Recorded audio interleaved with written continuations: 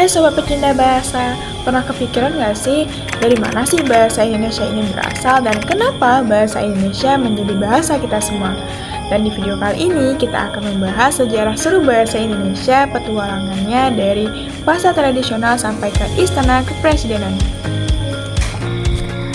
Pertama-tama, kita harus mundur jauh ke belakang, jauh sebelum kemerdekaan. Bayangkan, Indonesia zaman dulu ribuan pulau, ratusan bahasa daerah yang unik dan indah. Bayangkan betapa sulitnya berkomunikasi antar pulau, antar suku. Nah, disinilah peran bahasa Melayu mulai muncul. Bukan bahasa Melayu yang kita kenal sekarang ya, tapi bahasa Melayu klasik yang digunakan sebagai bahasa perdagangan di pelabuhan-pelabuhan besar.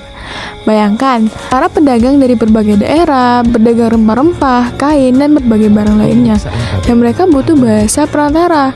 Bahasa Melayu dengan kecerdasannya dan kemampuannya untuk mudah dipelajari menjadi pilihan yang tepat. Bahasa Melayu ini kemudian berkembang luas tidak hanya di pelabuhan saja, tapi di istana-istana kerajaan. Kerajaan-kerajaan besar seperti Sriwijaya dan Majapahit menggunakan bahasa Melayu sebagai bahasa administrasi dan diplomasi. Bayangkan, surat-surat kerajaan, naskah-naskah kuno, semuanya ditulis dalam bahasa Melayu. Ini menunjukkan betapa pentingnya bahasa Melayu sebagai bahasa penghubung. Nah, lompatan besar terjadi saat masa penjajahan.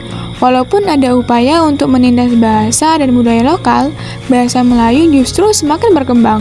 Bahasa Melayu digunakan dalam surat kabar, buku, dan pendidikan. Ini menjadi fondasi penting bagi perkembangan bahasa Indonesia di masa depan. Dan akhirnya, pada tahun 1928, Sumpah Pemuda menggemakan tekad untuk satu tanah air, satu bangsa, dan satu bahasa.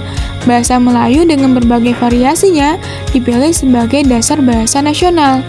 Prosesnya panjang dan penuh tantangan, tapi akhirnya pada tahun 1945, bahasa Indonesia resmi diproklamasikan sebagai bahasa negara.